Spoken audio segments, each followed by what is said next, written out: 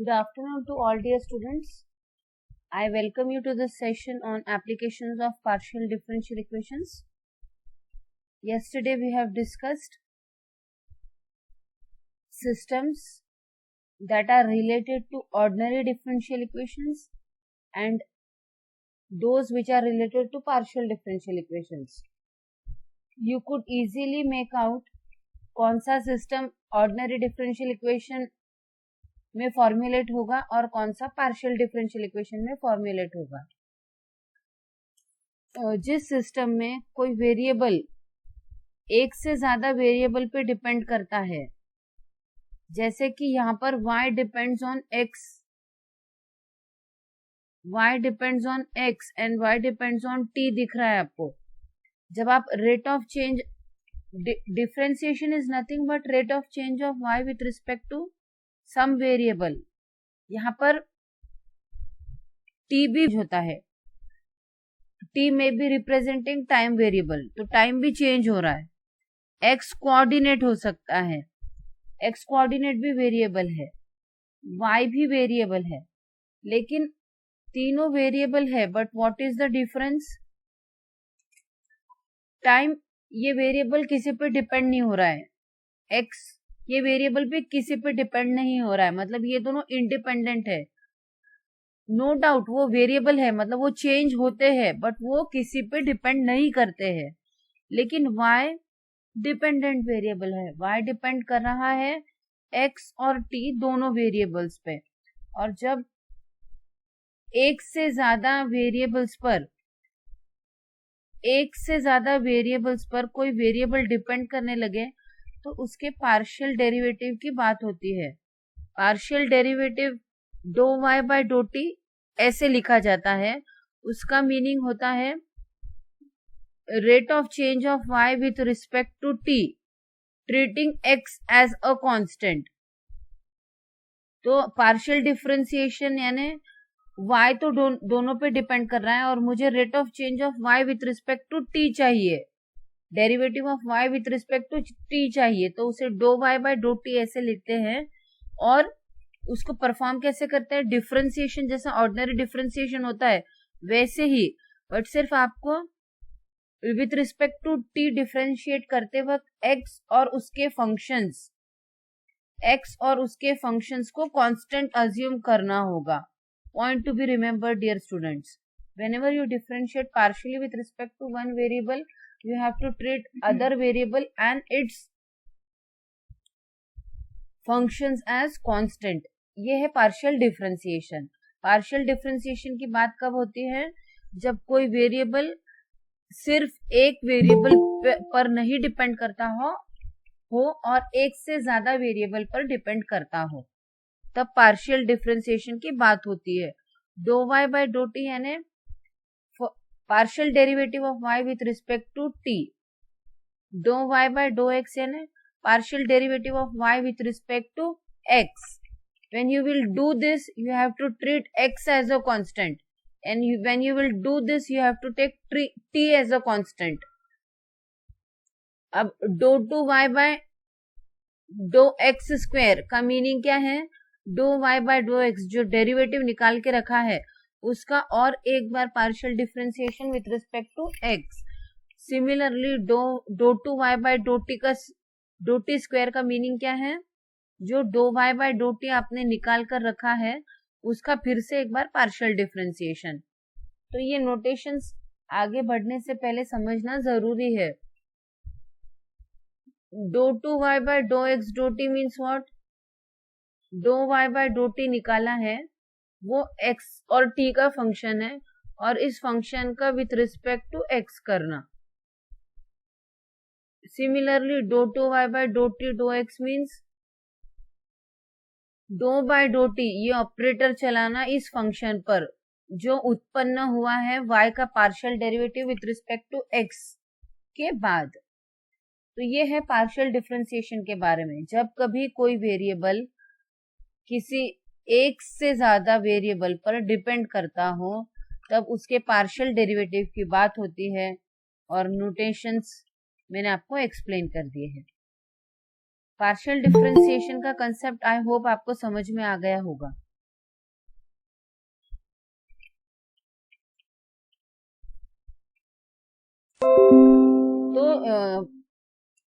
yesterday we have seen equation, partial differential equation, which concerns vibration of a stretched string.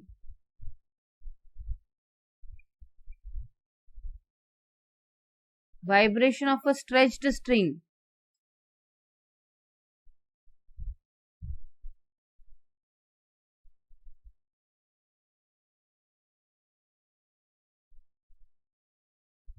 Vibrations of stretched string. इसमें क्या है, suppose जैसे कि मैंने आपसे कहा था कि दो एंड्स पे फिक्स है एक इलास्टिक स्ट्रिंग. इलास्टिक स्ट्रिंग, उस स्ट्रिंग में इलास्टिसिटी है, ठीक है. और ये आप एक्स एक्सिस अज्यूम कर लो, ये एक्स एक्सिस अज्यूम करना है आपको. ये ओरिजिन है और स्ट्रिंग एक्स एक्सिस के अलोंग प्लेस की गई है, ऐसा अज्यूम कीजिए. और यहां से एक थोड़ा सा फोर्स लगा दिया तो ये स्ट्रिंग वाइब्रेट करने लगेगी, ऊपर नीचे होगी ना वो, तो वो वाइब्रेशन परफॉर्म कर रही है. तो इस स्ट्रिंग की वाइब्रेशन को स्टडी करना है तो आपके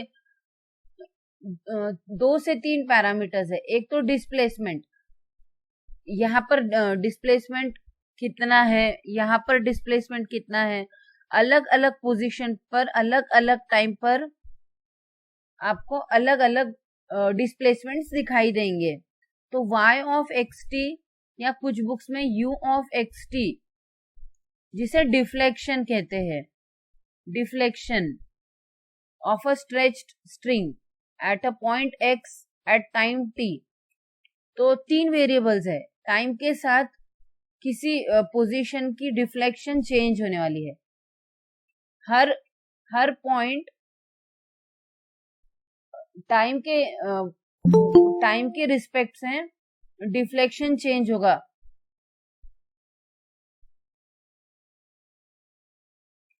तो उसका पार्शियल डिफरेंशियल इक्वेशन ऐसा है, dough two y by dough t square is equal to c square dou two y by dough x square. ये मैथमेटिकल फॉर्मुलेशन है स्ट्रेच्ड स्ट्रिंग का, vibration of a stretched string का. एक stretched string है और उसको थोड़ा सा जर्क दिया तो वो वाइब्रेट करने लगती है, एक्सटर्नल फोर्स लगा दिया तो ये सिचुएशन जहां पर y उसका डिफ्लेक्शन है, deflection is a function of the position along the string and time under consideration. तो इसका सॉल्यूशन हमें निकालना है कि कौन से किसी पॉइंट ऑफ टाइम पे स्ट्रिंग का कोई पोजीशन कितना डिफ्लेक्ट हो जाएगा, ये हमें सॉल्यूशन से पता चलेगा और हम इसका सॉल्यूशन ढूंढेंगे. आपने LDE को सॉल्व करना सीखा है, LDE इस चैप्टर में, लेकिन अब हम PD को सॉल्व करेंगे. पार्शियल डिफरेंशियल इक्वेशन को सॉल्व करने के लिए ऑर्डिनरी डिफरेंशियल इक्वेशन में कन्वर्ट करेंगे उसे, और ordinary differential equation linear differential equation होगा जिसे हम सॉल्व करना ऑलरेडी जानते हैं. तो कुछ नई स्टेप्स आपको लेनी है और उसके बाद में रेगुलर स्टेप्स LDE वाली लेकर आप इस पार्शियल डिफरेंशियल इक्वेशन का भी सॉल्यूशन ढूंढ पाओगे. और इस मेथड से जैसे हम सॉल्यूशन ढूंढने वाले हैं उसे कहते हैं सेपरेशन ऑफ वेरिएबल्स. तो आई होप आपको ऑब्जेक्टिव क्लियर है कि हमें क्या करना है. कुछ बुक्स में ऐसा भी दिया रहेगा, dou two u by dough t square is equal to c square dou two u by dough x square. ये नोट डाउन कर लीजिए डियर स्टूडेंट्स. ये पार्शियल डिफरेंशियल इक्वेशन है जो vibration of a stretched string को denote करता है, represent करता है. U is deflection, X is position along the string and T is time. इसका सॉल्यूशन हम सेपरेशन ऑफ वेरिएबल्स इस टेक्निक से ढूंढने वाले हैं. सेपरेशन ऑफ वेरिएबल्स इस टेक्निक से ढूंढने वाले हैं. बहुत पावरफुल मेथड है, और दूसरे भी मेथड्स हो सकते हैं इन पीडीएस को सॉल्व करने के लिए, लेकिन हमारे सिलेबस में सेपरेशन ऑफ वेरिएबल्स मेथड है। तो हम u फंक्शन ऑफ xt ढूंढने वाले हैं जो इसको सेटिस्फाई करेगा, जो deflection at a distance x at time t का इक्वेशन हमें देगा सेपरेशन ऑफ वेरिएबल्स मेथड लगाकर। तो सबसे पहली स्टेप इस मेथड में क्या करना है आपको, आइडेंटिफाई वेरिएबल्स। तो इस पार्शियल डिफरेंशियल इक्वेशन को देखकर आप वेरिएबल्स मुझे बताइए। मैंने आपसे कहा है आपको दोनों भी नोटेशंस की आदत होनी चाहिए। कुछ बुक्स में y में लिखा होता है, कुछ में u में लिखा होता है। एक्स एक्सिस के अलोंग हमारी स्ट्रिंग प्लेस्ड है, और जब उसको एक फोर्स लगाया जाता है ऐसे, तो वो वर्टिकल प्लेन में वाइब्रेट होती है, इसीलिए y डिफ्लेक्शन भी आप यूज कर सकते हो। x वर्सेस y, ऐसे y प्लेन में वो डिफ्लेक्ट हो रही है स्ट्रिंग, इसीलिए वर्टिकल डिफ्लेक्शन y से डिनोट होगा। तो हम y नोटेशन यूज कर रहे हैं। dou 2y by dou t square is c square times dou 2y by dou x square. C square is a constant. Remember, c square is representing a positive real number. Point to be noted. आगे जाने से पहले ये समझना जरूरी है कि c square positive real number है, ठीक है। तो with all the things known, let us proceed further.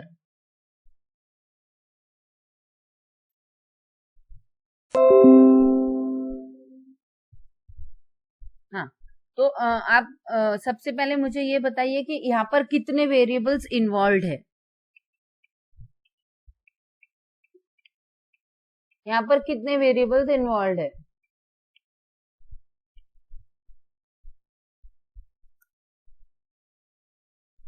Yes, anyone?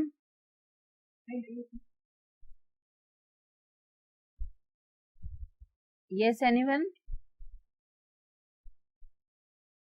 कितने वेरिएबल्स इन्वॉल्व है?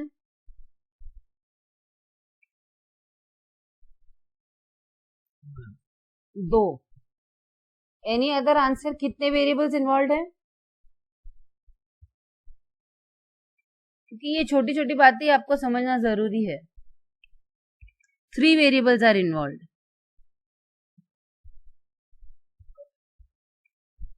एक y है, एक x है और एक t है। y is dependent on x and t.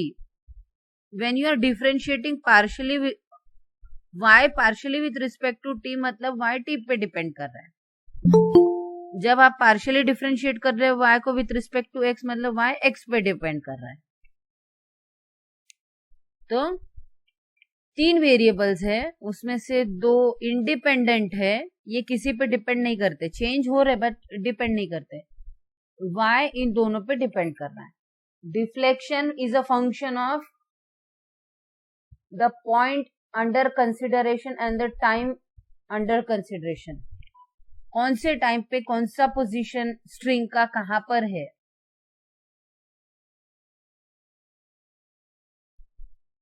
So dou 2y by dou t square is equal to c square dou 2y by dou x square। ये one dimensional vibration of a stretched string denote करता है, और इसका solution निकालने के लिए separation of variable method से पहला पॉइंट है y depends on x and t। Solution ढूंढना है। इस नोटेशन का क्या मीनिंग है? y is a function of x and t, मतलब y depends on x and t। Okay, तो ये पहली स्टेप है, आइडेंटिफाइंग वेरिएबल्स। तो हमने आइडेंटिफाई कर लिया y depends on x and t।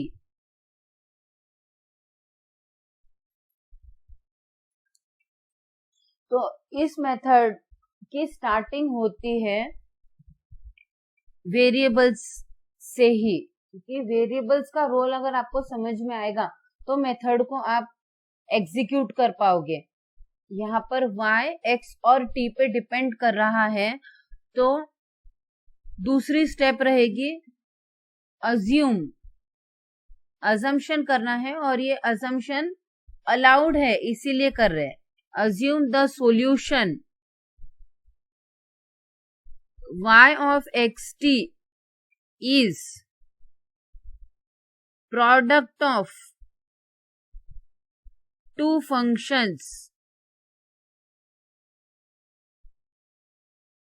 one function is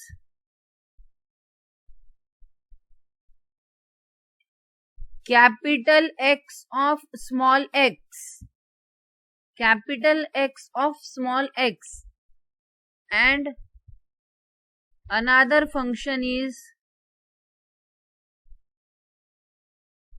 capital T of small t। Step number 2 बहुत इंपॉर्टेंट स्टेप है। जब हमें डिपेंडेंट और इंडिपेंडेंट वेरिएबल्स का रोल समझ में आ गया है, हमने समझ लिया है कि यहाँ पर y, x और t पे डिपेंड कर रहा है, x और t पे डिपेंड कर रहा है, तो हमने कहा कि इस सॉल्यूशन, ये जो सॉल्यूशन हम ढूंढने का प्रयास कर रहे हैं, वो प्रोडक्ट होगा दो फंक्शंस का। प्रोडक्ट मतलब मल्टीप्लिकेशन। हम अजम्पशन से स्टार्ट कर रहे हैं अपना सॉल्विंग कि जो सॉल्यूशन है वो दो फंक्शंस का मल्टीप्लिकेशन है। दो इंडिपेंडेंट वेरिएबल्स थे इसलिए दो फंक्शंस। आपके सिलेबस में दो से ज्यादा वेरिएबल्स नहीं आएंगे इंडिपेंडेंट, दो ही आएंगे।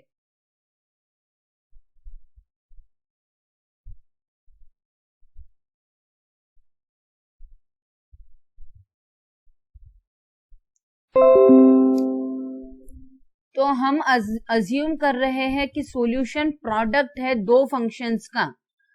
एक फंक्शन प्योरली एक वेरिएबल का होगा और दूसरा फंक्शन प्योरली दूसरे वेरिएबल पे डिपेंडेंट होगा। दैट इज, हम अज्यूम कर रहे हैं कि जो सॉल्यूशन आने वाला है वो प्रोडक्ट है एक फंक्शन जो कि प्योरली एक वेरिएबल में है और दूसरा फंक्शन जो कि प्योरली दूसरे वेरिएबल में है। इस अजम्पशन से हमारा मेथड आगे बढ़ेगा। तो जैसे कि अगर मैं एग्जांपल में आपको देती हूँ, dou two u by dough x square equal to c square dough two u by dough y square, तो आप मेथड को लगाने के लिए यू को कैसा अज्यूम करोगे? यू को कैसा अज्यूम करोगे?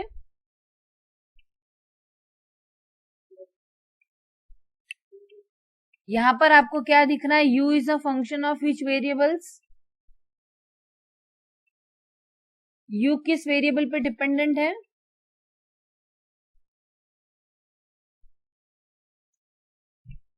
u depends on x y. तो आप क्या अज्यूम करोगे कि जो भी सॉल्यूशन है वो capital X function of x into capital Y function of small y है। ये नोटेशन है, जो x में फंक्शन है ना उसे capital x of small x से डिनोट कर रहे हैं, जो हम आगे सिर्फ x से डिनोट करेंगे सिंप्लिसिटी के लिए, ताकि हमारा कंप्यूटेशन आसान दिखे। और capital y of small y, ये फंक्शन है स्मॉल y का, वो केवल कैपिटल Y से डिनोट होगा। I hope this point is clear. जैसे जैसे एग्जाम्पल में नोटेशन चेंज होंगे उस हिसाब से आपको अकॉर्डिंगली अपने नोटेशंस चेंज करना है। So let us proceed further. हम vibration of a stretched string के पीडी को सॉल्व कर रहे हैं और उसका सॉल्यूशन ढूंढ रहे हैं। सॉल्यूशन डिफ्लेक्शन देगा at a distance x at time t। तो स्टेप नंबर 2 में हमने कह दिया कि सॉल्यूशन दो फंक्शंस का प्रोडक्ट रहने दो, एक प्योरली x में और एक प्योरली t में। इन शॉर्ट हम शॉर्ट में लिखेंगे capital x into t। Capital x का मीनिंग है a function only in small x and capital T का मीनिंग रहेगा a function only in capital T, एक ही वेरिएबल पे डिपेंडेंट है। कैपिटल एक्स सिर्फ स्मॉल एक्स पे डिपेंड कर रहा है और कैपिटल टी सिर्फ स्मॉल टी पे डिपेंड कर रहा है। Point to be noted dear students.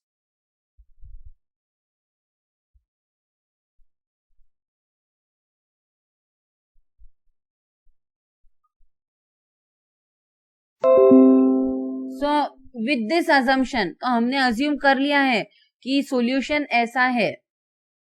Late this be equation number 1, और जो इक्वेशन हमें सॉल्व करना है उस इक्वेशन को भी एक नंबर असाइन कर देते हैं। दिस इज द इक्वेशन जिसका सॉल्यूशन हम ढूंढ रहे हैं। इस इक्वेशन को मैं स्टार से डिनोट कर रही हूं। Let this be equation star, और स्टार का solution capital X into capital T है। ये हमारा अजम्पशन है, ये हम अजम्पशन कर सकते हैं। अब नेक्स्ट स्टेप क्या रहेगी, इस डिफरेंशियल इक्वेशन में इस सॉल्यूशन से इस टर्म की और इस टर्म की वैल्यू सब्स्टिट्यूट करना, मतलब y equal to capital x into capital t को डिफरेंशिएट करना with respect to x and with respect to t, और वो जो भी वैल्यू आएगी वो यहाँ पे सब्स्टिट्यूट करना, और फिर आगे सेपरेशन होगी वेरिएबल्स की इसमें सब्स्टिट्यूट करने के बाद में। तो अब इक्वेशन नंबर 1 को डिफरेंशिएट कर लेते हैं। Differentiating equation 1 partially with respect to t, treating x as a constant. ये मैं ब्रैकेट में लिख रही हूं आपको समझने के लिए, क्योंकि पार्शियल डिफरेंशिएट करना मतलब वही दूसरा कांस्टेंट अज्यूम होगा, लेकिन आपके अंडरस्टैंडिंग के लिए मैंने ब्रैकेट में उसे लिख दिया है। तो हमें चाहिए इक्वेशन 1 का differentiation partially with respect to t, मतलब हम डो बाय डो टी चला रहे हैं दोनों भी साइड्स पर। I hope you agree with this. हमें इसकी वैल्यू और इसकी वैल्यू चाहिए इस इक्वेशन से, सॉल्यूशन वाले इक्वेशन से। तो इसीलिए हमने पहले partially with respect to t differentiate करना है। अब पार्शियल डिफरेंशिएशन कैसे होगा, ये हो गया dou y by dough t, partial derivative of y with respect to t is equal to, now point to be remembered, x is only dependent on small x, capital X is only dependent on small x, और आपको derivative with respect to t लेना है तो वो तो constant रहेगा क्योंकि आप पार्शियल डिफरेंशिएशन कर रहे हो, तो वो कोएफिशिएंट हो गया t का, t के फंक्शन का वो कोएफिशिएंट हो गया। तो ये ऑपरेटर केवल कैपिटल T पे लगेगा। अब कैपिटल T सिर्फ और सिर्फ स्मॉल t पे डिपेंडेंट है, तो जो भी डिफरेंशिएशन होने वाला है कैपिटल T का with respect to small t, ये ऑर्डिनरी डेरिवेटिव रहेगा, क्योंकि कैपिटल T तो सिर्फ स्मॉल t पे डिपेंड कर रहा है। एक ही वेरिएबल पे डिपेंडेंस हो तो डेरिवेटिव ऑर्डिनरी डेरिवेटिव होता है, जैसे कि मैंने पहले आपसे डिस्कस किया। तो ये डो डी बन जाएगा, नोटेशन में चेंज आ जाएगा।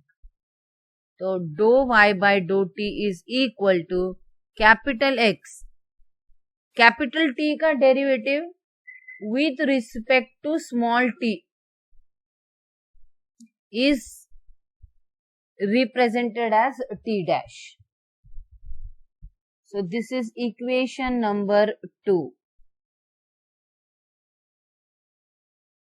अगर आप पार्शियल डिफरेंशियल इक्वेशन को देखेंगे तो हमें dough two y by dough t square चाहिए, dough two y by dough x square चाहिए इस इक्वेशन से। एक बार डिफरेंशिएशन परफॉर्म हो चुका है, लेकिन हमें 2 बार डिफरेंशिएशन चाहिए। तो हमारी नेक्स्ट स्टेप ऑब्वियसली क्या रहेगी? Differentiating partially with respect to T.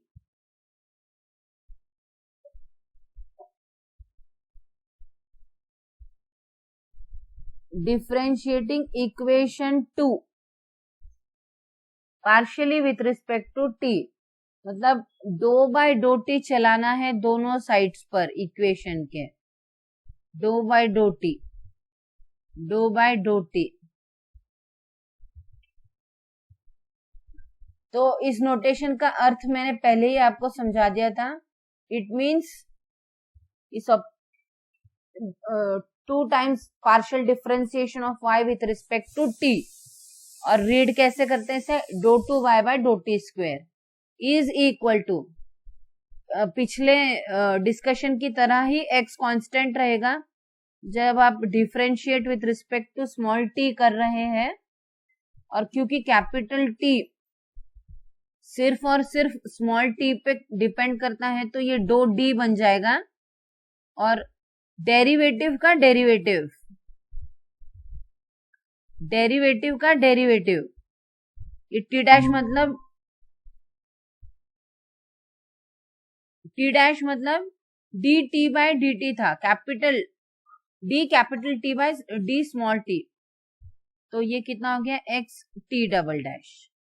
तो एक वैल्यू हम प्राप्त कर चुके हैं, इस इक्वेशन में हमें सब्स्टिट्यूट करना है, उसमें एक वैल्यू की हमें वैल्यू मिल चुकी है, एक टर्म की वैल्यू मिल चुकी है, इसे देंगे इक्वेशन नंबर 3। यहां तक किसी को कुछ पूछना है क्या?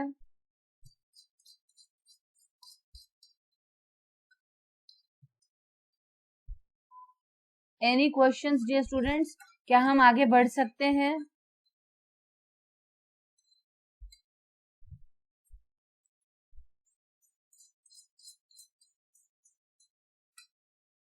शैल आई प्रोसीड फर्दर?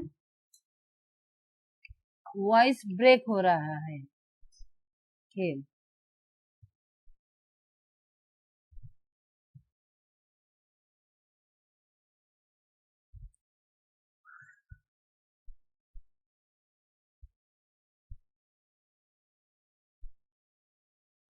ये वैल्यू हम निकाल चुके हैं,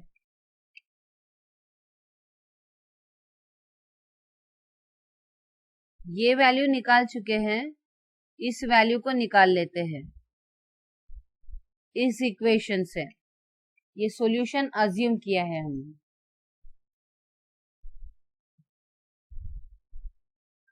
this is one of the values. Let us go for next value. तो y equal to capital X into capital T, इस इक्वेशन को इक्वेशन नंबर 1 दिया है। Differentiating equation 1 partially with respect to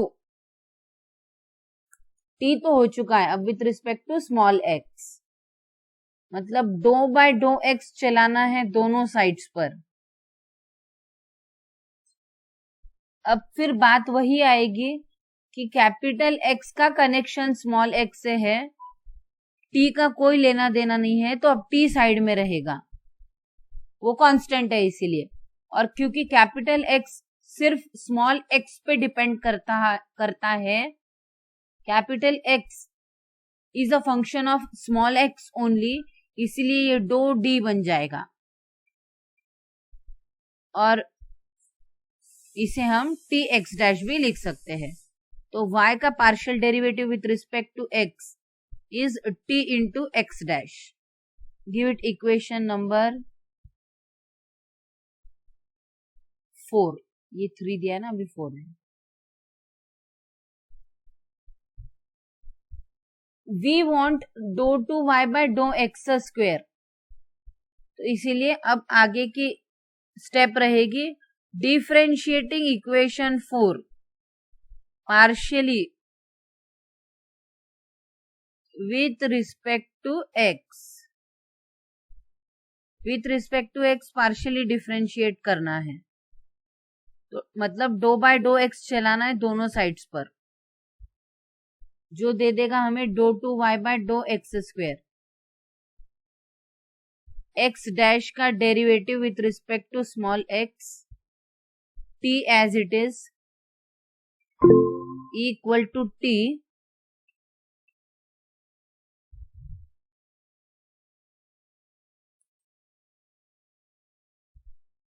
net का इश्यू होगा शायद।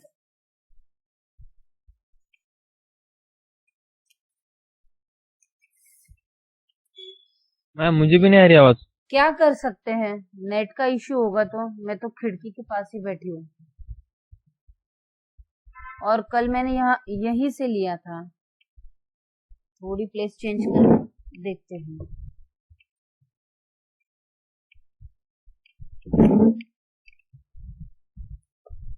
ठीक है, मोबाइल नजदीक लेने से हो जाएगा।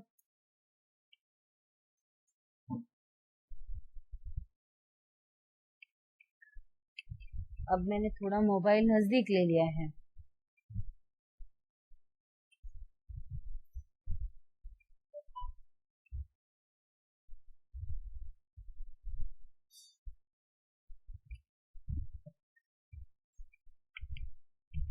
Dough two y by dough x square की वैल्यू क्या आ जाएगी, टी। एक्स डैश का derivative with respect to small x, तो वो डी रहेगा।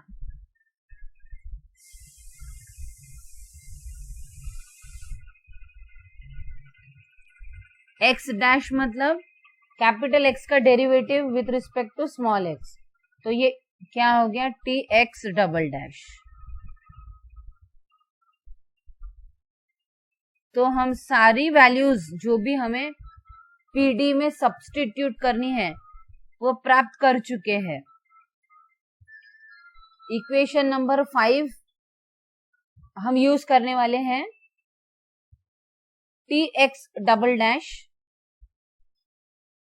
ये फर्स्ट ऑर्डर का है, ये नहीं लगेगा हमें, लेकिन सेकंड तक जाने के लिए उसकी जरूरत थी, और ये वाला लगेगा एक्स टी डबल डैश। तो 3 और 5 को, इक्वेशन नंबर 3 और 5 को ध्यान से देख लीजिए, इसका यूज होने वाला है। इक्वेशन नंबर 3 क्या दे रहा है हमें, partial derivative of y with respect to t of second order is x t double dash। ये याद रख लीजिए। और फिफ्थ इक्वेशन क्या देने वाला है, partial derivative of y with respect to x of second order x double dash t। ये दो इक्वेशंस यूज होने वाले हैं इक्वेशन नंबर स्टार में।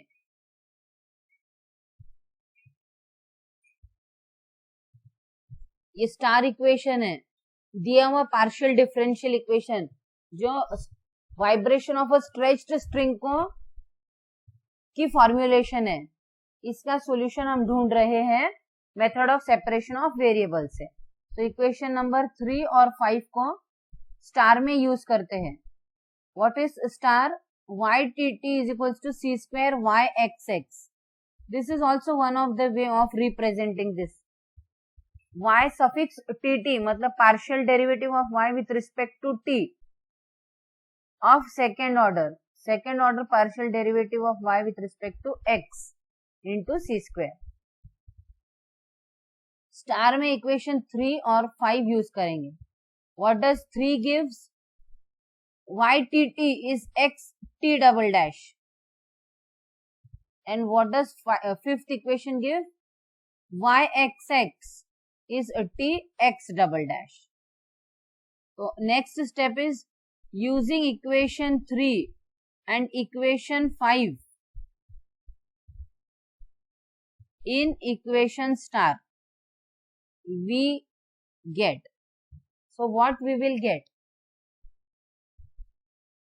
मैं तीनों भी इक्वेशंस यहां पर लिखती हूं।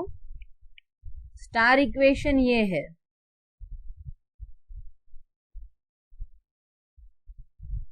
थर्ड इक्वेशन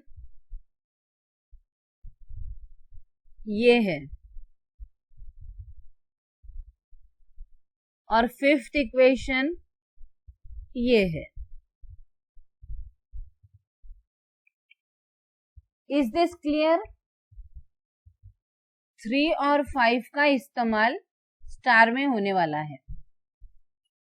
तो let us put this values. इसको इससे रिप्लेस कर देंगे. x t डबल डैश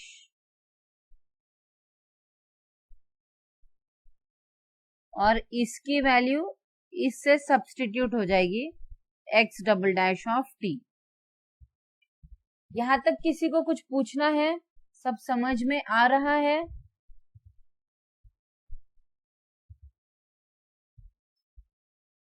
अभी आ रही है ठीक से आवाज?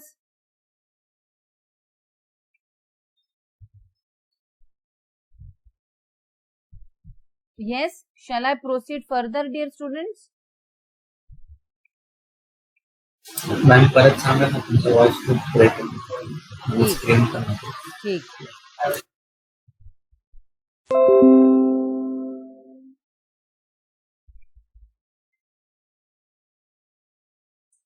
See, I will repeat.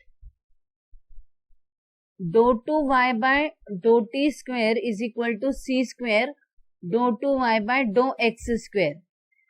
This is representing vibration of stretched string.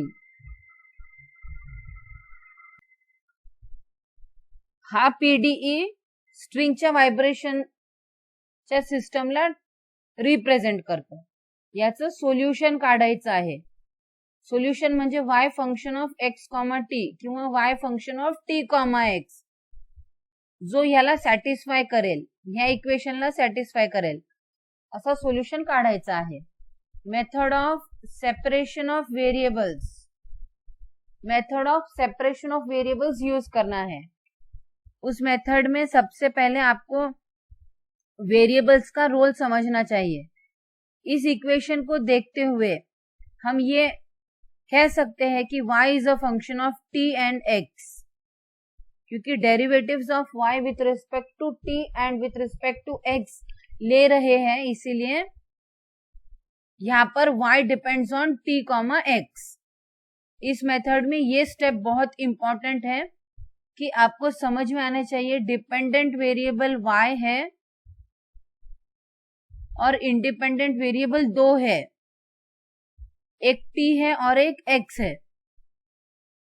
ये होने के बाद में सेकेंड स्टेप इस मेथड के अंतर्गत ये होती है कि जो भी सॉल्यूशन हम ढूंढना चाहते हैं वो सॉल्यूशन आप पहले से ही अज्यूम कर लो कि मल्टीप्लिकेशन है दो फंक्शंस का. एक इंडिपेंडेंट वेरिएबल में है और दूसरा दूसरे इंडिपेंडेंट वेरिएबल में है. तो हम मेथड की स्टेप नंबर 2 में अज्यूम कर लेंगे कि जो भी सॉल्यूशन हमको ढूंढना है वो प्रोडक्ट है दो फंक्शंस का. एक प्योरली एक वेरिएबल में है, दूसरा प्योरली दूसरे वेरिएबल में है. कैपिटल एक्स केवल स्मॉल एक्स पे डिपेंड करने वाला है और कैपिटल टी केवल सिर्फ स्मॉल टी पे डिपेंड करने वाला है. और इन दोनों की प्रोडक्ट सॉल्यूशन है. इस अजम्पशन से हम शुरुआत कर रहे हैं. तो हमारी अजम्पशन है कि जो सॉल्यूशन है वो ऐसा है. ये x और t को ढूंढना हमारा जॉब है. ये कैपिटल x जो स्मॉल x का फंक्शन है और कैपिटल T जो स्मॉल t का फंक्शन है, अब उसे ढूंढना हमारी जॉब है. तो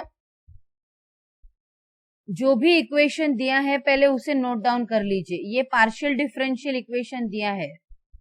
partial derivative of y with respect to t of second order is equal to partial derivative of y with respect to x of second order into c square. ये dou 2y by dou t square is equal to c square dou 2y by dou x square. ये दिया हुआ partial differential equation है, इसे star से denote करते हैं. और ये जो सॉल्यूशन हम अज्यूम कर रहे हैं उसे इक्वेशन नंबर 1 कह देंगे। y is equal to capital X into capital T, जहां पर x सिर्फ x का और t सिर्फ t का फंक्शन है, उसे इक्वेशन नंबर 1 कह देंगे। 1 को अब हमें 1 को डिफरेंशिएट करना है ताकि हम ये और ये वैल्यू ढूंढ पाए। तो हमने पार्शियली डिफरेंशिएट किया with respect to t। Capital X को साइड में रखा क्योंकि उसका t से कोई लेना देना नहीं है, पार्शियल डिफरेंशिएशन हो रहा है, इसीलिए t को कैपिटल T को दे दिया वो ऑपरेटर। लेकिन कैपिटल T क्योंकि सिर्फ स्मॉल t पे डिपेंड करता है तो ये 2d बन जाएगा और ये पार्शियल ऑर्डिनरी डेरिवेटिव हो जाएगा फर्स्ट ऑर्डर का, जो हमने t डैश से डिनोट कर दिया है। तो dou 2y by dou t square will be dou by dou t of dou y by dou t।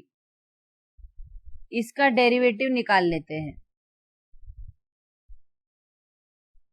ताकि हम ये वैल्यू प्राप्त कर सके जो कि हम यहाँ पर रखने वाले हैं। तो ऑब्वियसली x का कोई कनेक्शन नहीं है, 2d बन के फाइनली फिर x t डबल डैश हो जाएगा। तो इस इक्वेशन को हम एक नंबर असाइन कर देते हैं, इक्वेशन नंबर 2।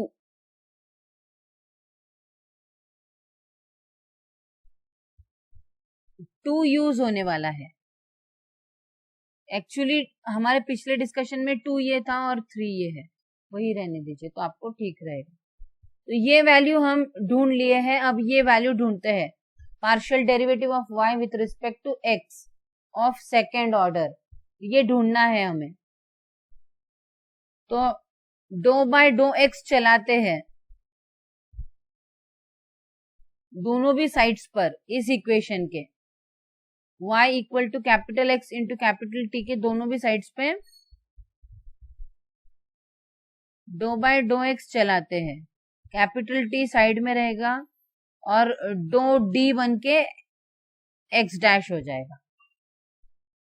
बट हमें चाहिए dough two y by dough x square, derivative का derivative, do by dough x लगाना होगा x डैश को क्योंकि t is constant.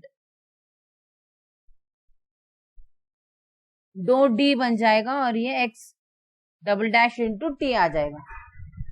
Late this be equation number 4 और ये 5। ये वैल्यू मिल गई है हमें। What is equation number 5? Dou two y by dough x square is tx double dash. This is equation number 5। अब 5 और 3 यूज होंगे इक्वेशन नंबर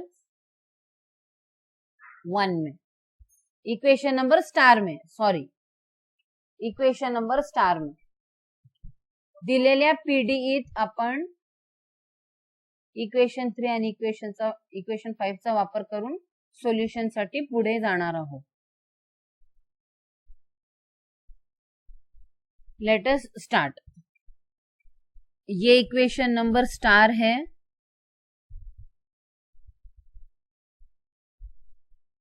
इक्वेशन नंबर 3 ये है और इक्वेशन नंबर 5 ये है।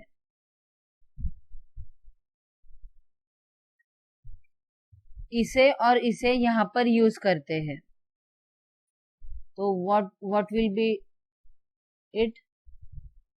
x t double dash is equal to c square x double dash t। c square is a positive real number.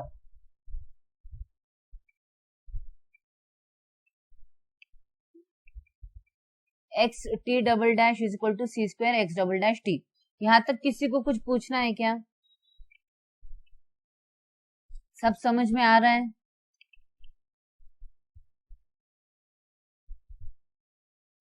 Yes dear students, ये method बहुत interesting है, ध्यान से देखिए, बहुत आसान है।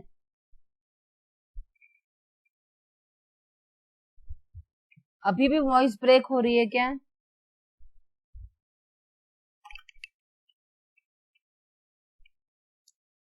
यस।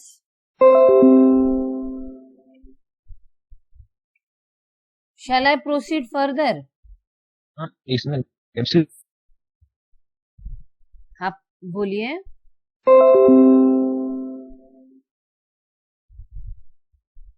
क्योंकि उधर से प्रतिशत आएगा तो आगे बढ़ सकते हैं हम। अगर कुछ पूछना है तो पूछ लो।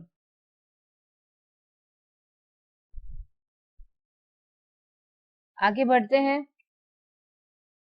हेलो। हाँ बोलिए।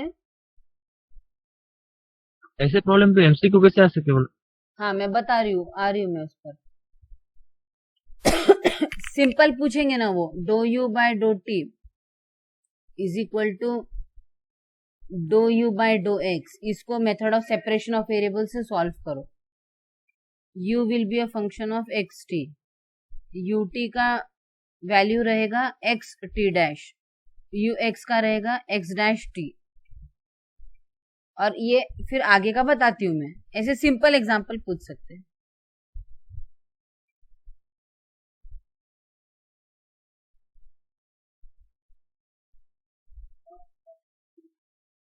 ये मेथड बहुत इंटरेस्टिंग है और बहुत यूजफुल है, इंपॉर्टेंट भी है। ये चैप्टर पूरा इसी पे बेस्ड है। तो अब इसमें क्या करना है, x और x डैश को एक साइड पर, t और t डैश को दूसरे साइड पर, ऐसे करना है। ठीक है। और इसमें आपको ये ध्यान रखना है कि डेरिवेटिव वाली टर्म न्यूमरेटर में रहे। ऐसा एडजस्टमेंट आपको करना है कि डेरिवेटिव वाली टर्म न्यूमरेटर में जाए। तो ये t डबल डैश इधर, t और सी स्क्वायर इधर ले लेंगे। सी स्क्वायर कॉन्स्टेंट है और t, सी स्क्वायर को t के साथ लेना है क्योंकि हायर ऑर्डर डेरिवेटिव का कोएफिशिएंट 1 होता है। एलडी में जा रहे हैं हम। सी स्क्वायर t के साथ लेना है और x double dash upon x। ये आ गया समझ में आपको? ये इधर का उधर, उधर का इधर कैसे करना है, उसका क्या लॉजिक है। तो ये हो गया सेपरेशन। t कहता है मैं x के साथ नहीं रहना चाहता और x कहता है मैं t के साथ नहीं रहना चाहता। यहाँ पे हो चुका है सेपरेशन। अलग अलग हो गए वो। t डबल डैश के नीचे t आ गया, x डबल डैश के नीचे x आ गया। सेपरेशन ऑफ वेरिएबल्स मेथड है। यहाँ पे ये नाम जस्टिफाई हो जाता है, जस्टिफाई करता है मेथड को। वेरिएबल्स को सेपरेट कर दिया। अब जब x और t का कोई कनेक्शन नहीं है तो इस इक्वालिटी का क्या मीनिंग है? ये एक दूसरे से रिलेटेड नहीं है क्योंकि ये स्मॉल x पर डिपेंड कर रहा है और ये स्मॉल t पर। उन दोनों का कोई कनेक्शन नहीं आपस में, लेकिन ये इक्वालिटी तो कनेक्शन उनमें स्थापित कर रही है। तो इसका क्या मीनिंग है? तो इसका क्लियर एक ही मीनिंग है कि ये दोनों वैल्यूज, ये एक वैल्यू है और ये दूसरी वैल्यू, ये दोनों किसी कांस्टेंट को इक्वल है। ये दोनों कांस्टेंट है। Point to be noted. दो अलग अलग वेरिएबल्स की टर्म्स जब इक्वेट होती है और उन दोनों में कोई रिलेशन ना हो तो उसका एक ही अनुमान होता है और वो ये है कि उसका एक ही कंक्लूजन होता है कि वो कोई कांस्टेंट है जिसे हम सपोज ए से डिनोट कर रहे हैं। ये स्टेप बहुत क्रूशियल स्टेप है। ठीक है। अब ये सेपरेट हो गए हैं। अब ये अलग अलग अलग अलग ए को इक्वेट कर देंगे। ए कांस्टेंट है और उनको अलग अलग दे दिया है। सेपरेशन ऑफ वेरिएबल्स हो चुका है।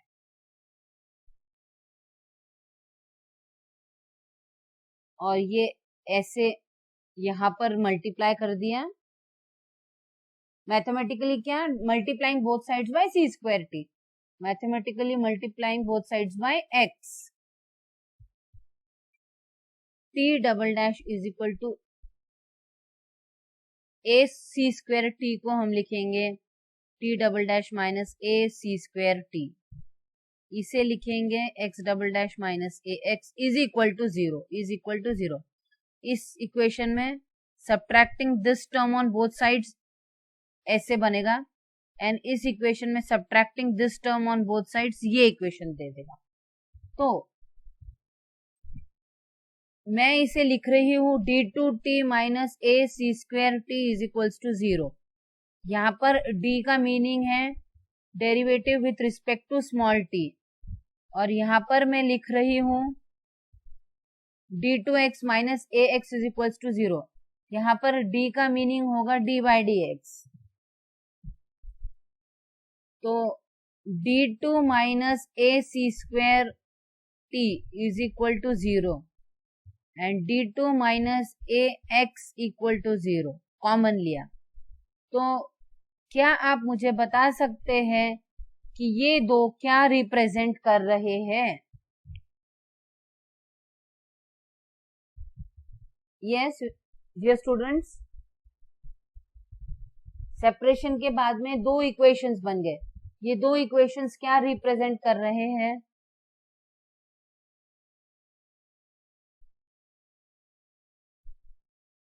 This is a LDE। Ma'am Yes, this is a LDE. It is a linear differential equation with constant coefficients. ये coefficient 1, ये coefficient minus AC square with constant coefficients. Capital T is a function of small t जो ढूंढा जा सकता है, और ये homogeneous LDE है क्योंकि right hand side function zero है। सिमिलरली ये भी एक LDE है विथ कांस्टेंट कोएफिशिएंट्स। यहाँ पर कोएफिशिएंट 1 होना चाहिए नेसेसरीली, इसीलिए सी स्क्वायर टी के साथ दिया था, और ये A है with constant coefficient which is homogeneous also, homogeneous भी है। तो ये दो LDEs है, एक LD जिसमें capital T depends on small T, solution निकालना होगा capital T in terms of small T. यहाँ पर capital x depends on small x.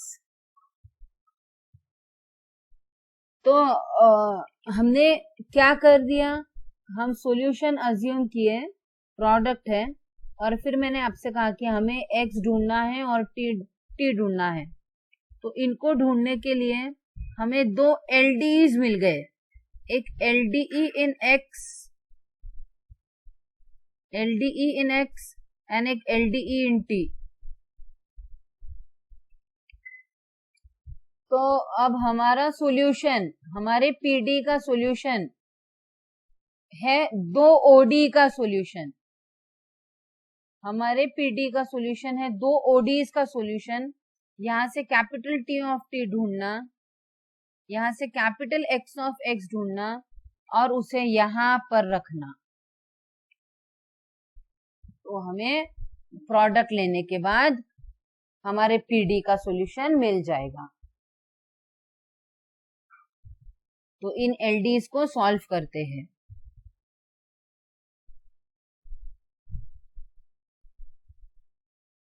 अब आप एक एक करके भी सॉल्व कर सकते हो या साइमल्टेनियसली भी दोनों को चला सकते हो। अब हमारा फोकस है इन LDs को सॉल्व करने पर। तो इसे सॉल्व करने के लिए हम तीन केसेस कंसिडर करेंगे। केस 1, ये जो कांस्टेंट है ना A, सी स्क्वायर तो पॉजिटिव रियल नंबर है जो सिस्टम का कांस्टेंट है, वो तो ऑलरेडी दिया ही रहता है। A हमने लिया था सेपरेशन के समय, इफ यू रिमेम्बर। केस 1, अब ये A रियल नंबर है, तो रियल नंबर को तीन केसेस में स्टडी करेंगे हम। मैंने आपसे कहा था 3 सॉल्यूशंस मिलते हैं।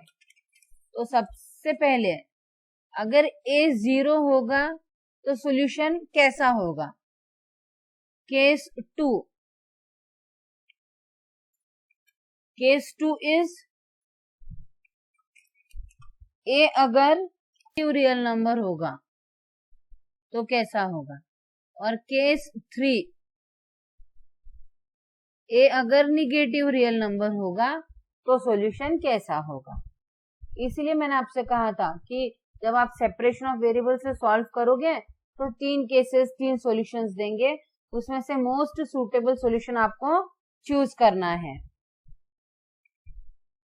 तो पहली केस पे काम करते हैं, ए 0 ले लेते हैं दोनों भी इक्वेशंस में। तो क्या इक्वेशन बनेगी, ए को 0 रखेंगे, a into c square 0, D square minus 0 is D square, actually it is read as d2 on t is equal to 0। case 1 a equal to 0 ले लो तो इक्वेशन कन्वर्ट होके d2 on t बन जाएगा। यहां पर a को 0 रखा तो इक्वेशन क्या बनेगी, d2 on x equals to 0। अब ये सॉल्व करने की कोशिश करते हैं, d2x, इसे कैसे सॉल्व करेंगे, LD भली भांति जानते हैं हम LD को सॉल्व करना, ये LDE है, homogeneous LDE of second order with constant coefficients. CF वाला पार्ट परफॉर्म करना, कॉम्प्लीमेंट्री फंक्शन ढूंढना और इंडिपेंडेंट वेरिएबल कैपिटल T उस CF वाले पार्ट को इक्वेट करना। तो CF के लिए क्या करते हैं हम, पहले f ऑफ d को 0 को इक्वेट करते हैं, ये f ऑफ d है, f ऑफ d को 0 को इक्वेट किया, रूट्स क्या आएंगे, d इज इक्वल टू 0 एंड d इज इक्वल टू 0, दो रूट्स प्राप्त हो चुके हैं। रूट का नेचर कैसा है, रियल एंड सेम, दोनों भी सेम है ना और दोनों रियल नंबर्स है, तो सॉल्यूशन क्या आएगा, capital T of T, capital T function of small t is equal to C1 plus C2t e raise to 0t। याद आ रहा है ना आपको, दो रूट्स एक जैसे हो और दोनों रियल है तो ये फॉर्मुलेशन होती है, capital D depends on small t, यहां पर 0t मतलब 0, e रेस टू 0 इज 1, तो the answer is C1 plus C2t। ये आ गया आपका एक सॉल्यूशन, सॉल्यूशन का एक हिस्सा। अब यहां पर आइए, d2 is equal to 0, f of d को 0 को इक्वेट किया, ये f ऑफ d है इस LD का, इसने भी दिया 0 एंड 0, रियल एंड सेम, तो सॉल्यूशन क्या आएगा, capital X of small x is equal to C1 plus C2x e raise to 0x, C1 plus C2x exponential raised to 0 is 1. So this is the solution. Capital X of small x, capital T of small t प्राप्त हो चुके हैं, इसीलिए final solution जो इन दोनों का product है, जो हमारे PD का सॉल्यूशन है वो बनेगा C1 plus C2t, और यहाँ पर C1 C2 के बजाय C3 C4 नोटेशन लेते हैं, आर्बिट्ररी कॉन्स्टेंट्स है वो, C3 plus C4x into C3 plus C4x, ये सॉल्यूशन है, ये पहला सॉल्यूशन है। अब इस सॉल्यूशन को थोड़ा सा एनालाइज करते हैं।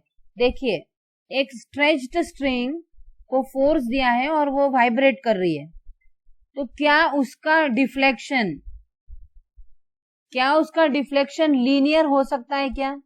ये लीनियर इन t है, linear function of small t है, एंड ये लीनियर इन x, तो वाइब्रेशन हो रहा है, मतलब वो नीचे से ऊपर, ऊपर से नीचे जा रहे हैं, तो लीनियर तो नहीं हो सकता है उसका बिहेवियर। तो ये नॉट अ सुटेबल सॉल्यूशन, हमारे कंडीशन को सूटेबल नहीं है। हमारी condition vibration of a stretched string है, और वाइब्रेशन मतलब नीचे जाना ऊपर आना, नीचे जाना ऊपर आना, तो ये सॉल्यूशन सूटेबल सॉल्यूशन नहीं है। तो केस 1 से जो सॉल्यूशन उत्पन्न हुआ है वो एक्सेप्टेबल नहीं है, ए ग्रेटर देन 0 ले लेते हैं, ए ग्रेटर देन 0 ले लेते हैं। अब कल ही मैंने डिस्कस किया था कि कोई पॉजिटिव रियल नंबर है तो उसे हम किसी दूसरे नंबर का स्क्वायर लिख सकते हैं। कोई पॉजिटिव रियल नंबर है तो हम उसे किसी k का स्क्वायर लिख सकते हैं, और ये हम सिर्फ हमारे कंप्यूटेशन को इजी करने के लिए कर रहे हैं, ताकि ये LD आसानी से सॉल्व हो जाए जो सेकेंड ऑर्डर का है। मैंने सिर्फ नोटेशन में चेंज किया है। ए जब पॉजिटिव रियल नंबर होगा तो उसे किसी k का, k is some number such that k square is a value. a positive number है तो उसे किसी k का स्क्वायर लिख सकते हैं हम, इसीलिए लिख रहे हैं ताकि LDE आसानी से सॉल्व हो जाए। अब हमें क्या करना है, a को k स्क्वायर रखना है। कहां पर? यहां पर, इन दोनों इक्वेशन में a को k स्क्वायर रखना है।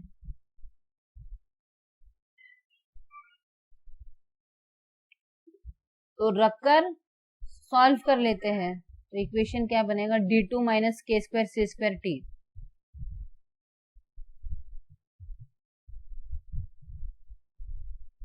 d2 minus k square c square t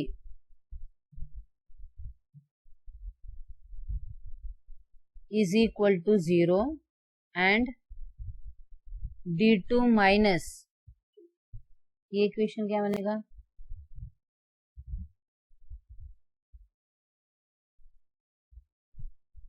d2 minus k square, ये k स्क्वायर c स्क्वायर बना, ये केवल k स्क्वायर होगा। Point to be noted dear students.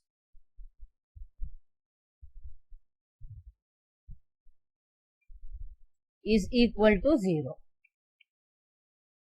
अब ये दो LDs हैं सेकेंड केस के, जहां पर a को पॉजिटिव रियल नंबर लिया है, तो f ऑफ d को 0 को इक्वेट करते हैं सॉल्यूशन के लिए। d square is equal to adding k square c square on both sides, taking square root. देखिए c square positive real number है, k square positive real number है, दो पॉजिटिव रियल नंबर्स का product भी positive real number रहेगा। Square root ले रहे हैं इसलिए प्लस माइनस दो साइन असाइन कर रहे हैं, एक KC आएगा एक माइनस KC आएगा। ये पॉजिटिव रियल नंबर्स है तो ये स्क्वायर रूट एक KC आएगा, दूसरा स्क्वायर रूट माइनस KC। तो नेचर कैसा है रूट्स का, real and different, real and different, real numbers है और अलग अलग है, एक KC है दूसरा माइनस KC है। तो सॉल्यूशन क्या आएगा, capital T of small t, capital T in terms of small t will be C1 e raised to KCT plus C2 e raised to minus KCT, KC and minus KC, KC and minus KC. So this is the solution, half solution. अब x के लिए solve करते हैं। d square minus k square is equals to 0, d square is equals to k square by adding k square on both sides. k square positive real number है तो square root लेंगे तो दो values मिलेंगे, plus k and minus k, two different real roots, two different real roots. तो solution क्या रहेगा इस इक्वेशन का, x is equals to C3 e raised to kx plus C4 e raised to minus kx. Capital X is a function of small x. Point to be remembered. तो ये solution y equal to x of t में substitute करने के बाद में actual problem का क्या solution होगा, t इंटू एक्स लिखिए या x इंटू टी लिखिए, कोई दिक्कत नहीं, C3 C4। अब दोनों एक्सपोनेंशियल में आए हैं सॉल्यूशन।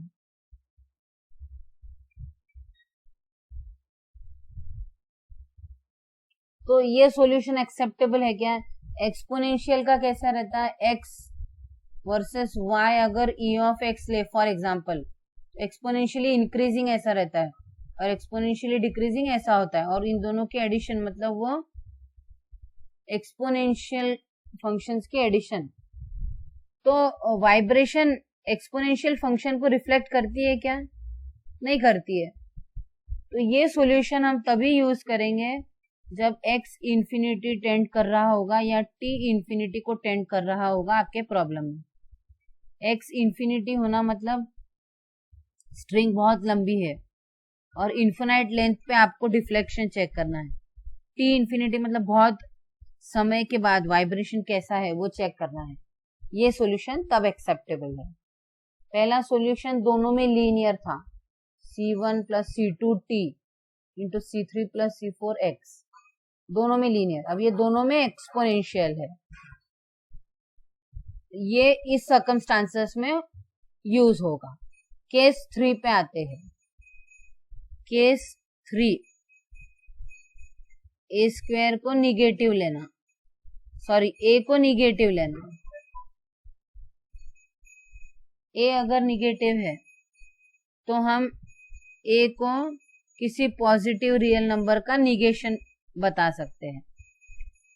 स्क्वायर हम सिर्फ हमारे एलडी को आसानी हो सॉल्व करने में इसीलिए कर रहे हैं। तो ए को माइनस के स्क्वायर ले लीजिए,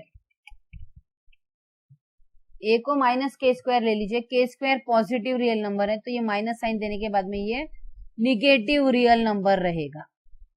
तो ए की प्रस्तुति जो निगेटिव रियल नंबर है माइनस के स्क्वायर द्वारा करेंगे ताकि हम एलडीई को आसानी से सॉल्व कर पाए।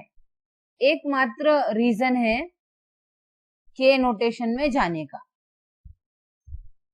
तो ए की जगह पर हमने रखना है minus k square, minus k square. तो इक्वेशन क्या बनेगा, d square plus k square c square and d square plus k square, क्योंकि माइनस इंटू माइनस हो जाएगा प्लस। तो द इक्वेशंस बिकम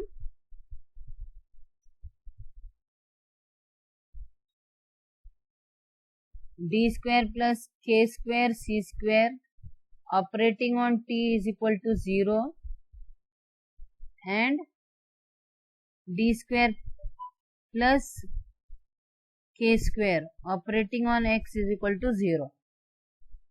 अब इसे सॉल्व करते हैं। d2 is equal to minus k square c square, ये निगेटिव रियल नंबर है तो टेकिंग स्क्वायर रूट, ये निगेटिव रियल नंबर है dear students, point to be remembered.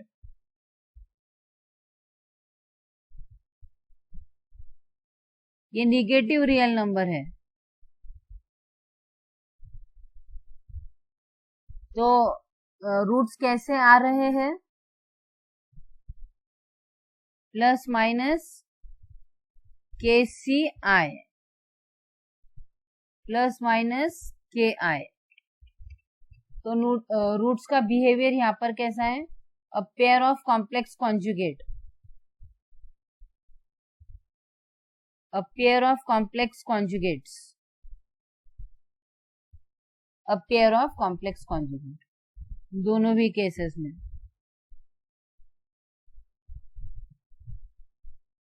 तो यहाँ पे बनाइए T function of T, alpha की वैल्यू अल्फा प्लस माइनस आई बीटा से कंपेयर करो, अल्फा 0 है तो एक्सपोनेंशियल वाली क्वांटिटी 1 हो जाएगी, C1 cos KCT क्योंकि बीटा की वैल्यू KC है, प्लस C2 sin KCT।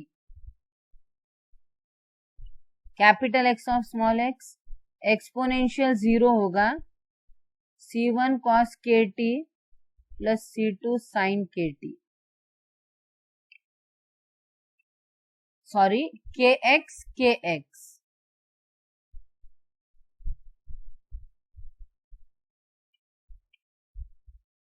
तो सॉल्यूशंस प्राप्त हो चुके हैं। कैपिटल टी एक्सपोनेंशियल 1 होने के कारण C1 cos KCT plus C2 sin KCT, और यहाँ पर x आएगा C1 cos KX, तो इसे C3 ले लेते हैं, C3 C4 plus C4 sin KX। तो अल्टीमेटली y सॉल्यूशन कितना आएगा, C1 cos KCT plus C2 sin KCT into C3 cos KX plus C4 sin KX।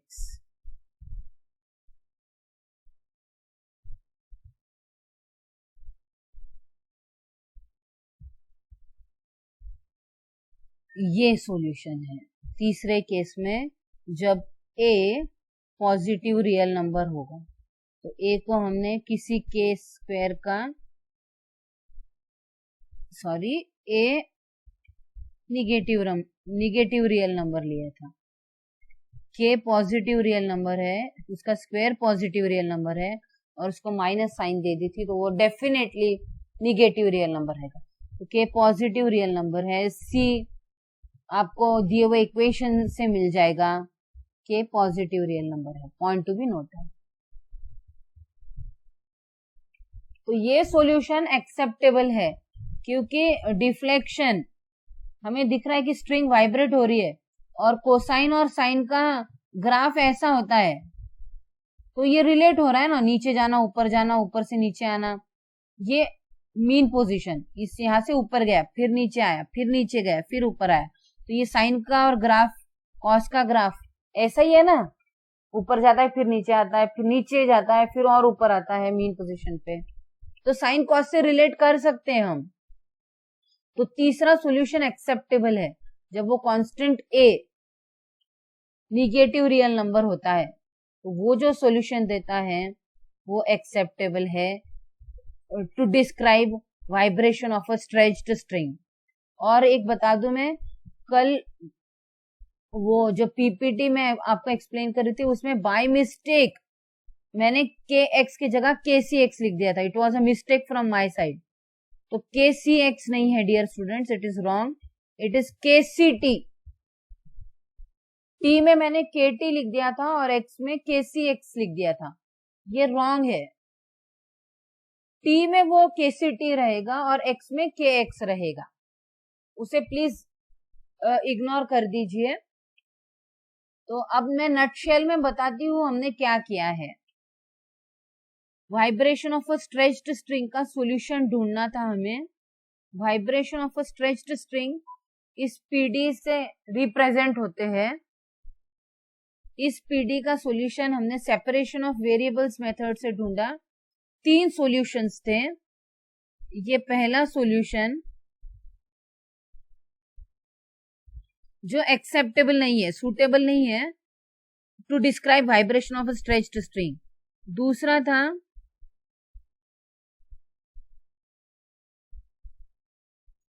दोनों भी वेरिएबल्स में exponential. Let me just look at it, KT था या KCT था,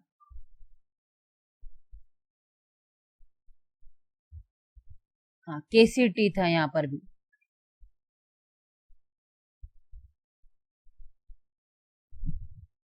KCT ये दूसरा सॉल्यूशन कब यूज कर सकते हैं, जब x टेंडिंग टू इंफिनिटी आपके प्रॉब्लम में दिया है, जब t टेंडिंग टू इंफिनिटी आपके प्रॉब्लम में दिया है तब। ये पहला सॉल्यूशन, ये दूसरा सॉल्यूशन, तीसरा solution C1 cos KCT plus C2 sin KCT into C3 sin KX plus C4 cos KX। KCT है यहाँ पर साइन और कॉस में, और यहाँ पर KX है। तो इक्वेशन में x के साथ c है, पीडीई में x के साथ c है, याद रखिए x के साथ c है, लेकिन सॉल्यूशन में t के साथ c है, t के साथ c है सॉल्यूशन में। तो एग्जाम में आपको ऐसे पूछ सकते हैं,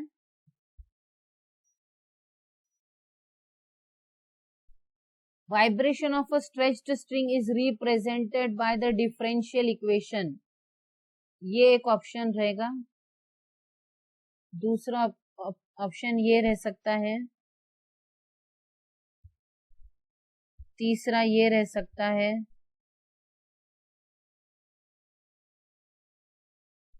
चौथा रह सकता है नन ऑफ द अबव। सही आंसर ये है। और ये पूछ सकते हैं solution is solution of the PDE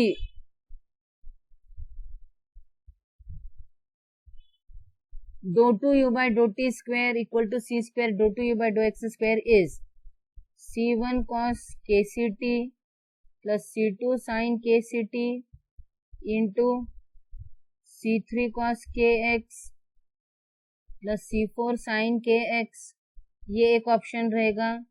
दूसरा रहेगा एक एक्सपोनेंशियल में लिखेंगे वो, ऐसा हो सकता है, और एक कॉस में कॉस साइन में लिखेंगे, ये भी रॉन्ग है, ये भी गलत है। ये दूसरा ऑप्शन हो सकता है।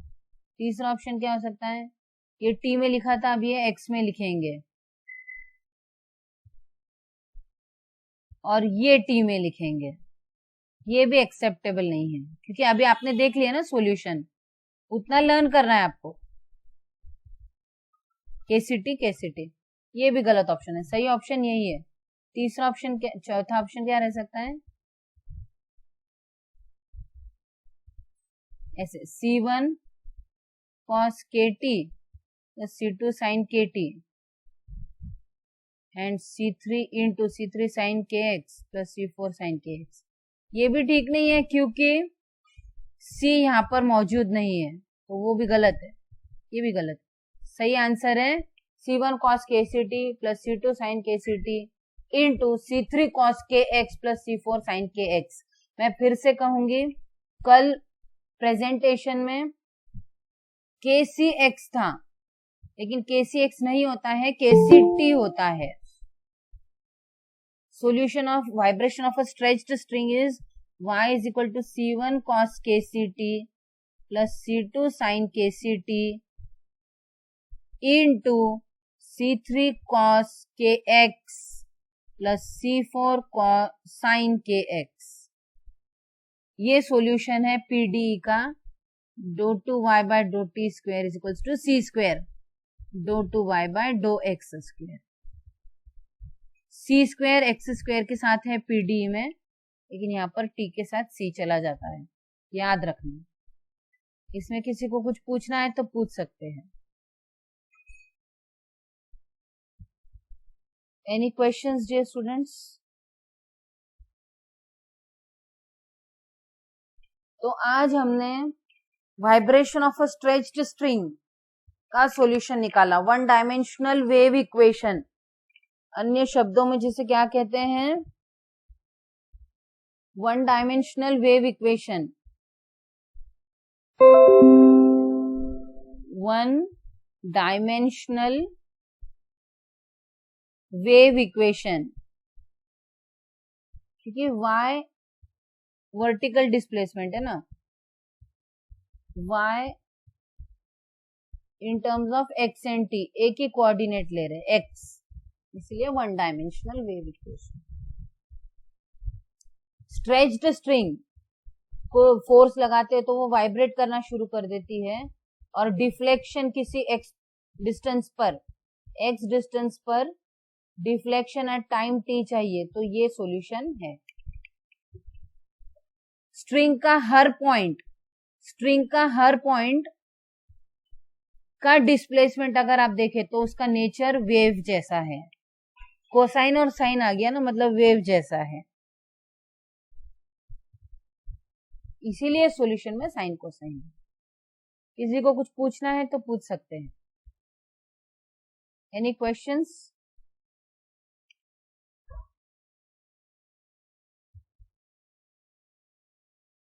अब अगर मैं आपको होमवर्क के तौर पर दे दूं तो आपको करते आना चाहिए one dimensional heat equation and one dimensional heat flow and to dimensional heat flow under steady state आपको करते आना चाहिए। इसी लाइंस पे आप उस इक्वेशन के लिए आगे बढ़ेंगे। मैं यहां पर लिख रही हूं one dimensional heat flow.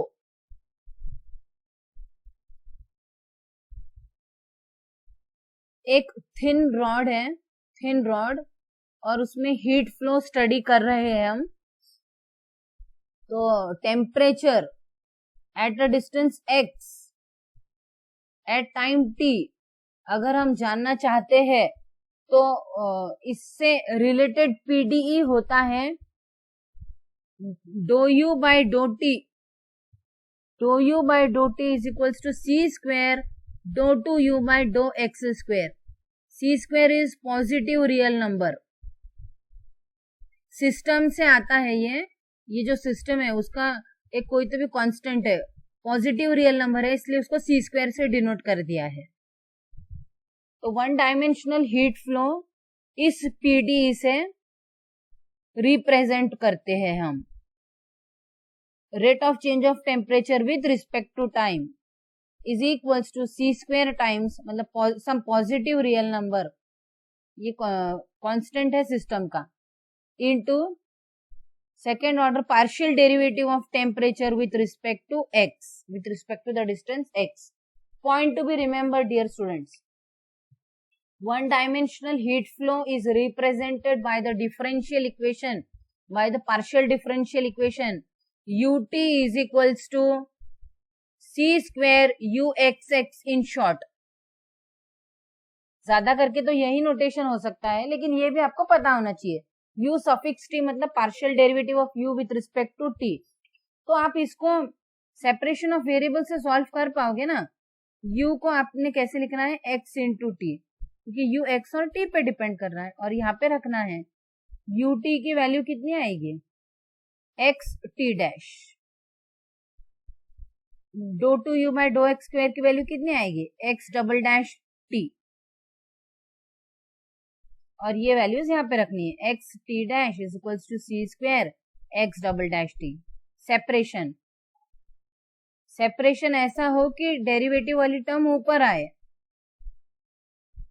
T dash upon t is equals to x double dash upon x, c square भी इधर आना चाहिए, equal to some constant a, t dash minus a c square t is equals to 0।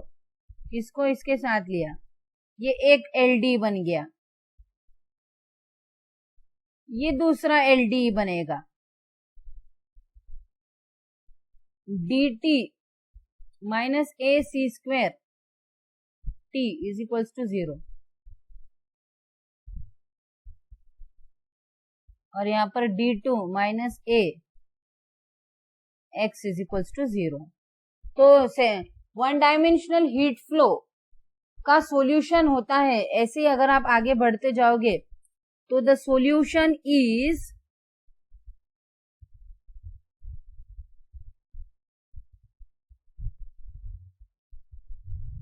u is equal to, suitable solution लिख रही हूं मैं, 3 solutions उत्पन्न होने वाले हैं। एक सॉल्यूशन रहेगा u is equal to x into t, तो एक सॉल्यूशन आएगा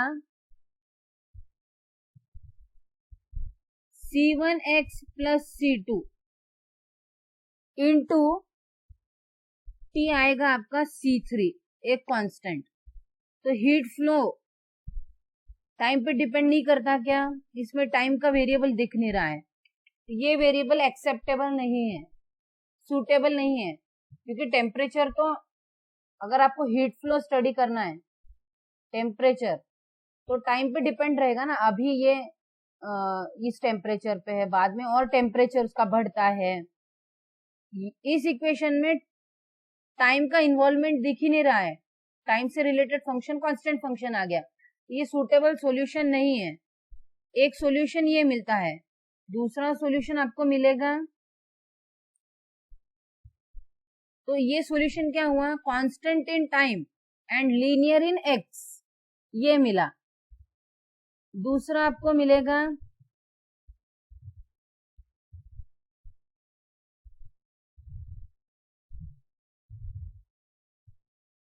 exponential C1 e raised to kx plus C2 e raised to minus kx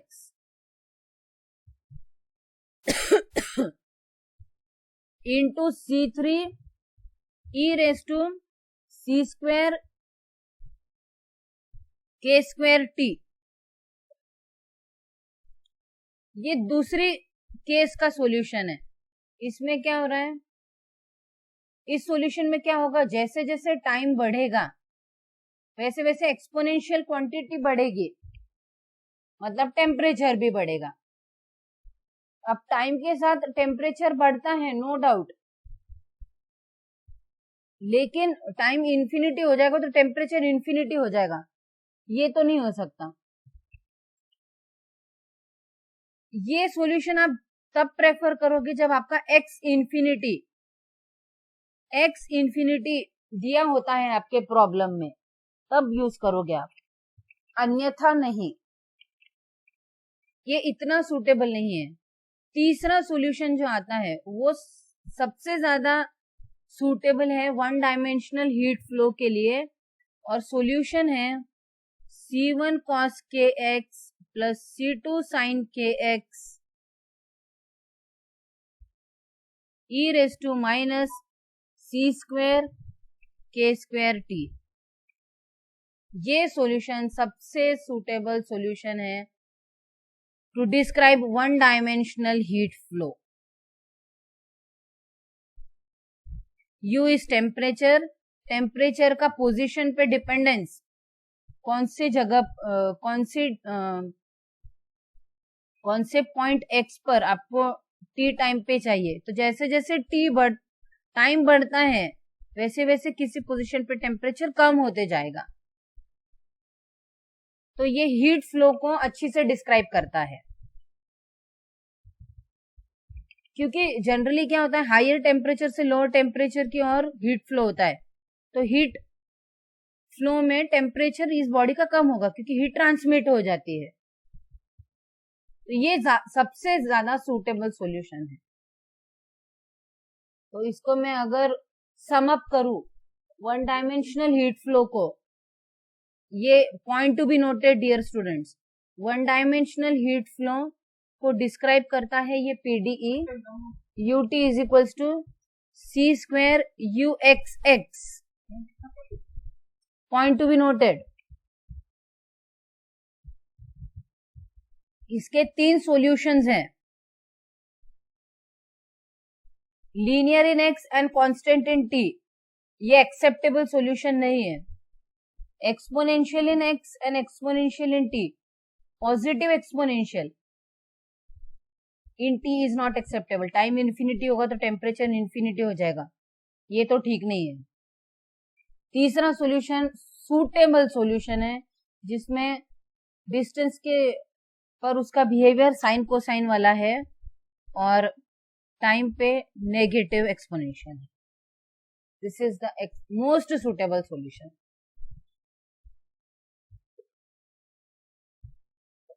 to study one dimensional heat flow. अब आते हैं 2 डायमेंशनल हीट फ्लो पर under steady state. 2 dimensional heat flow under steady state.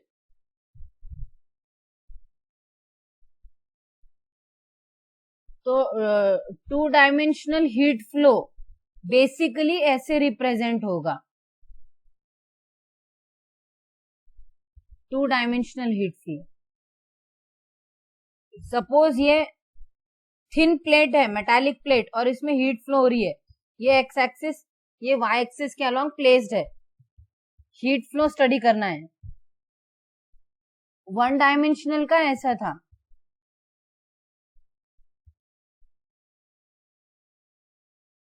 तो two dimensional का इसमें x के साथ Y वाली टर्म भी ऐड हो जाएगी। To dimensional heat flow under steady state.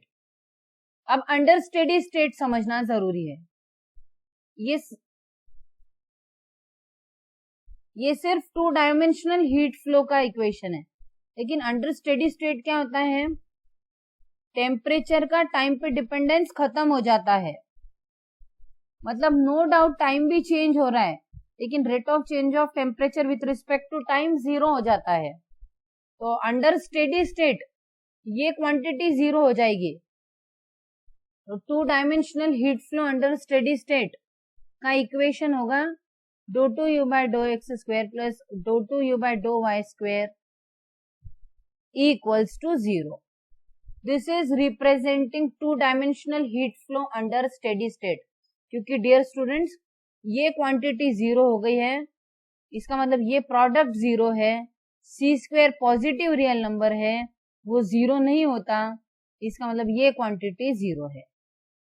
ऐसे डिराइव किया गया है to dimensional heat flow under steady state का equation.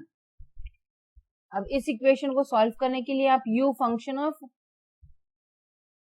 u depends on x y है, तो capital X into capital Y लोगे और आगे बढ़ोगे सेपरेशन ऑफ वेरिएबल्स में। तो इसमें भी आपको 3 सॉल्यूशंस मिलते हैं, 3 अलग अलग केसेस के लिए। 3 अलग अलग केसेस में 3 सॉल्यूशंस मिलेंगे, उसमें से मोस्ट सूटेबल सॉल्यूशन लेना है। सेपरेशन ऑफ वेरिएबल्स है, आपको जो सॉल्यूशंस मिलेंगे, पहला सॉल्यूशन होगा एक्सपोनेंशियल इन एक्स। ये नोट डाउन कर लीजिए, बहुत इंपॉर्टेंट है ये। Exponential in x and sine cosine in y.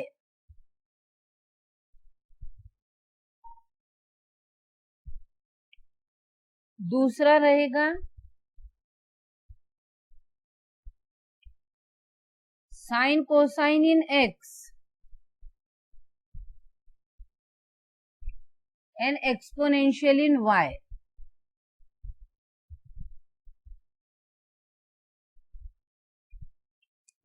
और तीसरा रहेगा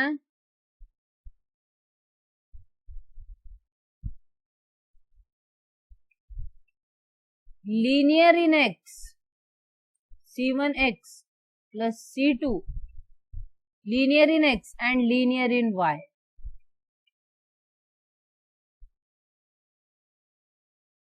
linear in x and linear in y. तो इसमें से जो भी आपके प्रॉब्लम में जो भी इनिशियल कंडीशंस, जो भी बाउंड्री कंडीशंस स्पेसिफाइड रहेगी, बाउंड्री कंडीशंस क्या हो सकती है, x इज इक्वल्स टू 0 के लिए टेम्परेचर 0 है, x is equals to L के लिए टेम्परेचर 0 है, y is equals to L के लिए टेम्परेचर 0 है। ये बाउंड्री कंडीशंस हो सकती है प्लेट से रिलेटेड। तो जो भी इनिशियल कंडीशंस दी है, उस हिसाब से आप सूटेबल सॉल्यूशन चूज कर सकते हो। अगर आपका x टेंडिंग टू इंफिनिटी होगा, अगर x टेंडिंग टू इंफिनिटी दिया है,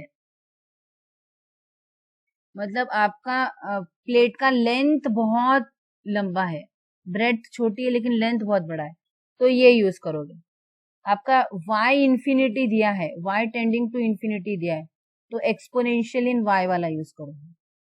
और ये तो लीनियर है, इसको हम सॉल्यूशन नहीं ले सकते हैं, इन दोनों में से ही सॉल्यूशन होता है। Both are acceptable. ठीक है, किसी को कुछ पूछना है तो पूछ सकते हैं। We have completed this chapter. Actually अगर 5 मार्क के क्वेश्चन आते एग्जाम में आपके, तो क्वेश्चंस ऐसे होते, जैसे कि for example an infinitely long plane uniform plate is bounded by 2 parallel edges and the given conditions are so and so, and obtain the solution. तर तुम्ही हे जे आपण डिराईव्ह केलेले सोल्युशन आहे ना त्याच्यावरून इनिशियल कंडिशन तो सोल्युशन ऍज इट इज उचलून त्याच्यात इनिशियल कंडिशन्स इम्पोज करून ह्या कॉन्स्टंट्सची व्हॅल्यू काढली तर तुमच्या पर्टिक्युलर एक्झाम्पलसाठी पर्टिक्युलर प्रॉब्लेमसाठी पर्टिक्युलर सोल्युशन भेटतो. ते असतं 5 मार्कासाठी. आता 5 मार्कासाठी तसं विचारू शकत नाही म्हणून तुम्हाला जितकं लागणार आहे तितकं मी आता इथे समजावून सांगितलं आहे. 2 dimensional heat flow under steady state हा जो इक्वेशन आहे ह्याला लॅप्लासियन इक्वेशन पण म्हणतात. Point to be remembered. Laplacian equation uxx plus uyy is equals to 0. uxx plus uyy is equals to 0 is Laplace equation in 2 dimensions, x and y. So Laplace equation represents 2-dimensional heat flow under steady state and the solution are like this. Exponential in one variable and sine cosine in another. Then vice versa. And this is linear, which is not a suitable solution to discuss 2-dimensional heat flow under steady state. And I think we are done with this. मैंने applications of partial differential equations आपको समझा दिया है.